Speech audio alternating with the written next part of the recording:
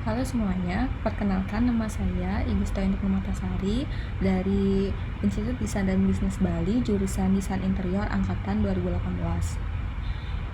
Jadi pada kali ini saya akan mempresentasikan mengenai penugasan akhir semester dari mata kuliah Studio Interior Design 4. Jadi pada mata kuliah Studio Interior 4 ini, saya dan teman-teman mendapatkan penugasan yaitu untuk meredesain sebuah kantor. Jadi untuk kantor yang saya akan redesain sendiri merupakan kantor swasta. Jadi yang pertama yang saya akan jelaskan mengenai lokasi site dari project kali ini. Jadi site ini berlokasi di daerah Batu Bulan Gianyar, tepatnya itu di Jalan Pasekan, Batu Bulan Gianyar, Bali. Untuk bangunan yang akan saya redesain ini merupakan sebuah kantor swasta yang tadi saya bilang tepatnya di daerah Batu Bulan Gianyar, yaitu PT Mandala Giri Karyatama. Jadi PT Mandala Giri Karyatama ini merupakan sebuah kantor swasta yang bergerak di bidang jasa kontraktor. Jadi kantor ini sudah berdiri sejak tahun 2013 dan bangunan ini memiliki kurang lebih sekitar luasan bangunan 10 kali 14 meter persegi. Berikut ini merupakan kondisi site yang saya tampilkan. Jadi bisa dilihat dari beberapa ruangan seperti ruang tunggu seperti yang saya tunjuk di kursor saya. Ini merupakan ruang tunggu yang memang bisa dibilang didesain atau dirancang cukup sederhana. Di sini cuma ada sebuah sofa yang berukuran sedang dengan desain yang cukup yang sudah tua.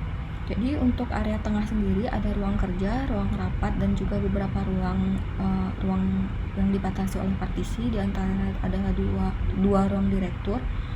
Itu keseluruhan tempat ini saat pertama kali masuk itu, kesan pertama yang memang didapatkan adalah kantor ini terlihat sangat berantakan, di mana banyak sekali ada berkas-berkas yang berceceran dan kurangnya area arsip atau storage untuk menampung berkas-berkas hasil kerja dari kantor ini. Jadi setelah menganalisis dari permasalahan kantor yang ada, saya memutuskan untuk merancang PT Giri Karyatama ini dengan menggunakan tema konsep yaitu Neo Japan Wabi. Jadi apa itu Neo Japan Wabi? Dari temanya yang pertama yaitu Neo Japan, yang berasal dari dua kata yaitu Neo dan juga Japan. Jadi Neo itu mengacu pada sesuatu hal yang baru dan ataupun modern, sedangkan Japan sendiri merupakan kata yang diambil dari bahasa Inggris yang berarti Jepang atau negara Jepang. Jadi kalau kata-katanya digabungkan menjadi Neo Japan yang memiliki artian sebagai Jepang yang modern. Jadi pengambilan tema ini diharapkan untuk memunculkan kesan yang modern, namun juga tetap fokus pada gaya minimalis dan mengedepankan fungsi serta sirkulasi ruang. Tetapi masih tetap menyatukan unsur natural pada ruangan dan ketenangan untuk menambah dari kesan cozy pada area kantor tersebut.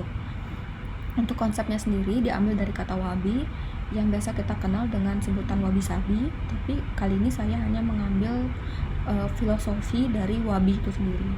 Jadi wabi itu berarti sebuah hidup yang rendah hati dan juga kesederhanaan. Jadi konsep ini tuh diambil dari permasalahan awal site-nya yang memang terlihat sempit dan juga suram. Serta tadi sudah saya jelaskan juga, jadi tata letak ruang yang kurang baik dari fasilitasnya, furniturnya maupun juga tata ruangnya itu sendiri. Dan selain itu juga kantor ini juga memiliki lahan hijau yang memang cukup luas dan juga asri. Jadi konsep wabi ini menyeimbangkan antara keindahan, kesederhanaan dengan alam sekitarnya. Jadi dalam filosofi Jepang itu sendiri, desain yang nyaman itu selalu menyatu dengan alam dan juga menggunakan material alam atau mentahan. Jadi berikut saya akan menampilkan gambar kerja yang sudah saya buat menggunakan tema dan konsep yang sudah tadi saya jelaskan.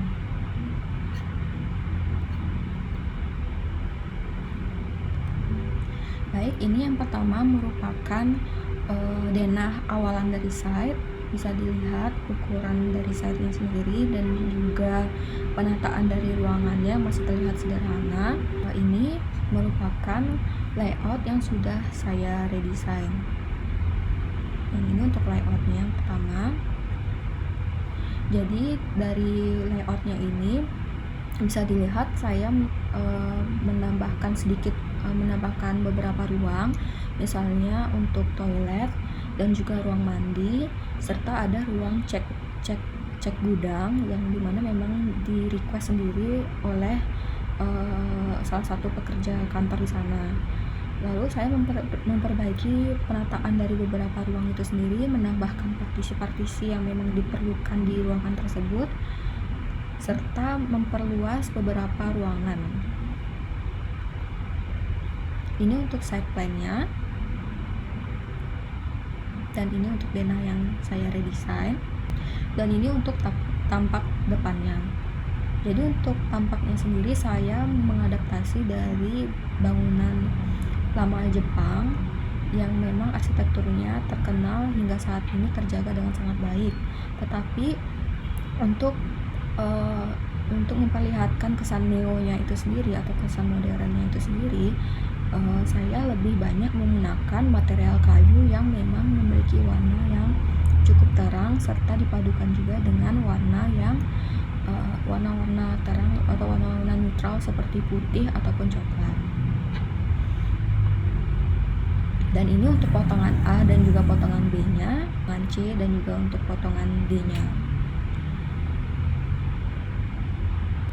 Selanjutnya ada detail ruang. Jadi untuk detail ruangnya sendiri, yang pertama yang saya fokuskan itu adalah detail dari ruang rapat pertama. Jadi untuk di ruang rapat pertama itu banyak menggunakan pengaplikasian dari material kayu, yaitu material parket kayu merbau dengan finishing water based coat. Jadi material kayu ini akan diaplikasikan pada dinding dan juga plafon dari ruangan rapat ini. Yang kedua, untuk detail ruangnya ini saya fokuskan untuk detail ruang rapat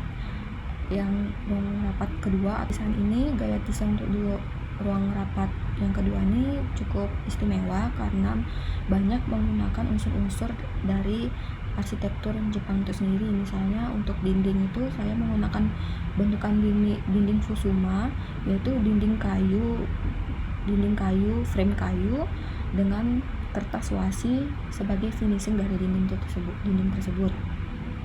Lalu untuk lantainya sendiri saya menggunakan lantai tatami yang diaplikasikan untuk keseluruhan lantai. Gambar rencana.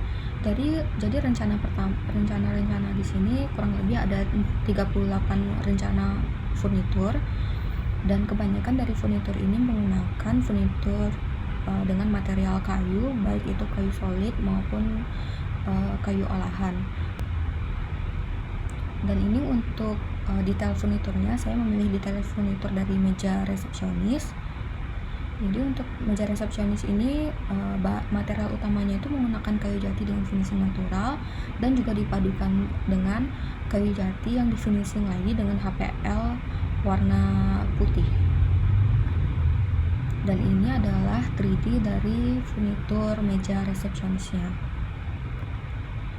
Dan ini merupakan detail yang kedua untuk furnitur, yaitu ada kitchen cabinet yang berada di daerah pantry. Dan untuk materialnya sendiri masih sama, menggunakan kayu jati dengan finishing natural. Untuk top konturnya itu saya juga menggunakan kayu jati dengan finishing natural. Untuk drawer dari pantry-nya itu saya menggunakan kayu jati yang di finishing lagi dengan HPL berwarna putih.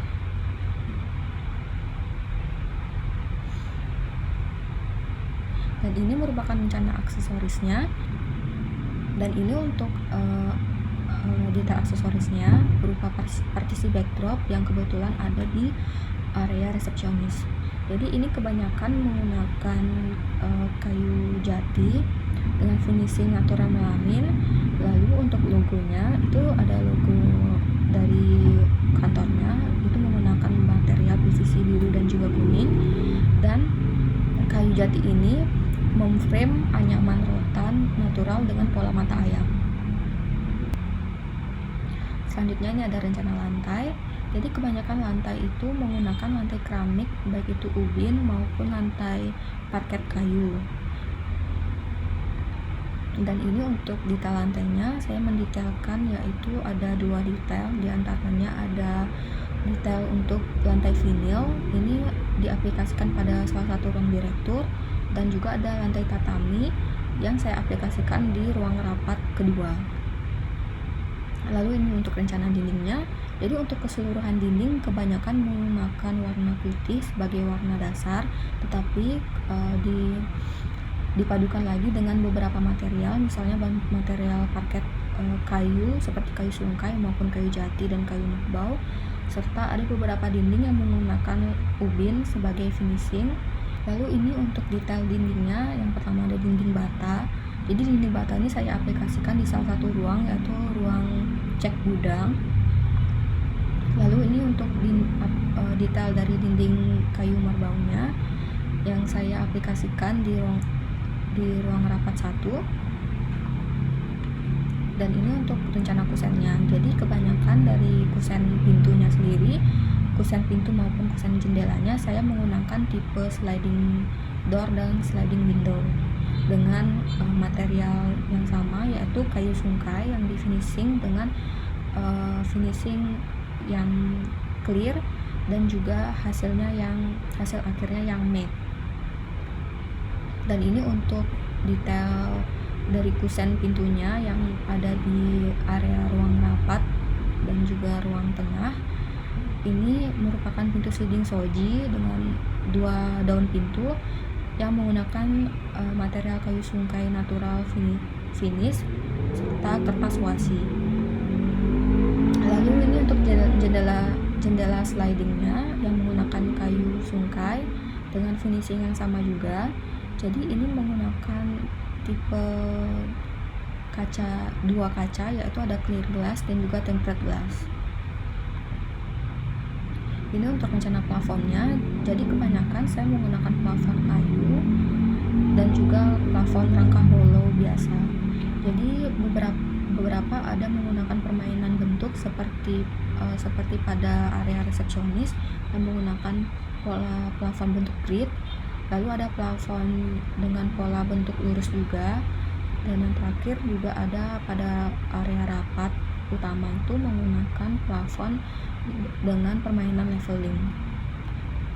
Dan ini untuk detail dari plafonnya, ini plafon pola lurus yang ada di ruang direktur dengan menggunakan material utamanya yaitu kayu marbau.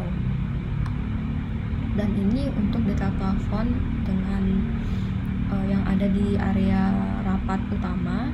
Ini area plafonnya ini menggunakan plafon dengan material utama yaitu kayu marbau dengan menggunakan permainan leveling dari plafon tersebut.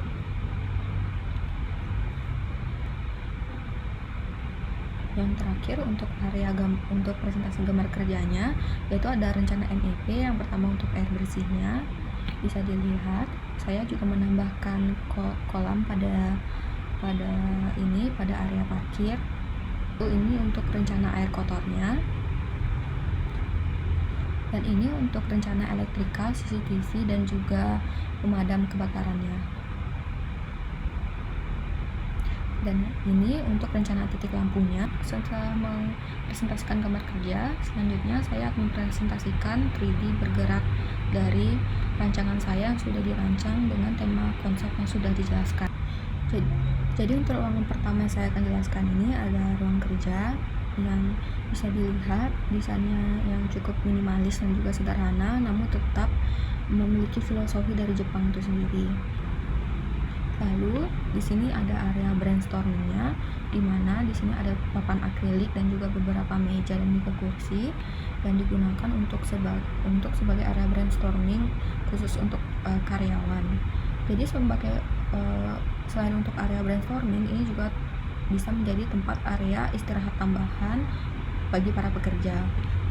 Nah, selanjutnya ini untuk area wastafel yang terdapat di dekat toilet wanita dan juga toilet pria. Jadi area wastafel ini didesain cukup sederhana dan menarik dengan menggunakan perpaduan dinding materialnya itu ada ubin dan juga acian semen. Untuk area resepsionisnya ini menggunakan leveling sekitar 40 cm. Biasanya ini digunakan oleh di interior Jepang ini digunakan untuk sebagai area untuk penyambutan tamu atau juga untuk di mana tamu-tamu ini melepaskan sepatu mereka di sini. Lalu ini untuk ruang rapat duanya, seperti yang saya sudah bilang di detail ruang tadi. Jadi ini kebanyakan pada area rapat ini menggunakan bentuk-bentukan khas dari Jepang, misalnya pada area dindingnya yang menggunakan dinding yang memang khas dari arsitektur Jepang yang sudah saya modifikasi sedikit. Lalu ada juga untuk area lantainya yang menggunakan dinding tatami, menggunakan lantai tatami di keseluruhan lantai dari ruang rapat ini. Lalu beberapa pengaplikasian aksesoris seperti tanaman yaitu tanaman bonsai.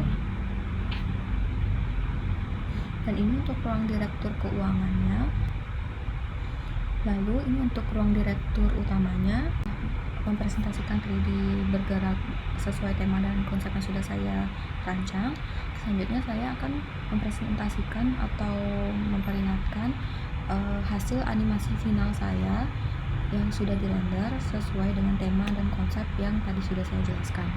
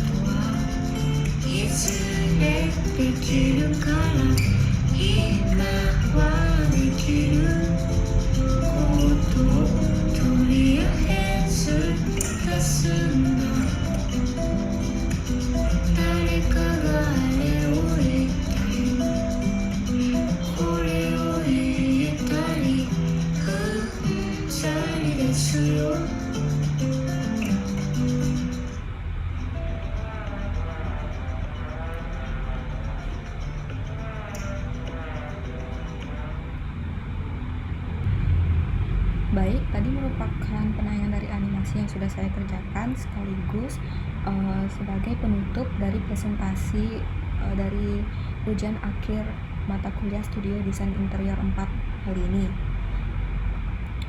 Jadi saya ingin mengucapkan terima kasih untuk kalian semua yang sudah mendengarkan dan juga sudah menonton presentasi saya, dan juga saya ingin mengucapkan terima kasih untuk dosen pengempu dari mata kuliah Studio Desain Interior 4 yang sudah mengajar kami khususnya kelas BCA atau kelas A dengan baik, yaitu terima kasih kepada Bapak Kadek Pranajaya dan juga Bapak Dion, dan juga untuk Bapak Ode. Terima kasih sudah mengajar kelas BCA angkatan 18, dan juga saya ingin meminta maaf apabila terjadi kesalahan saya dalam bertutur kata ataupun kesalahan-kesalahan lain saat mempresentasikan penugasan akhir ini. Akhir kata, terima kasih dan sampai jumpa.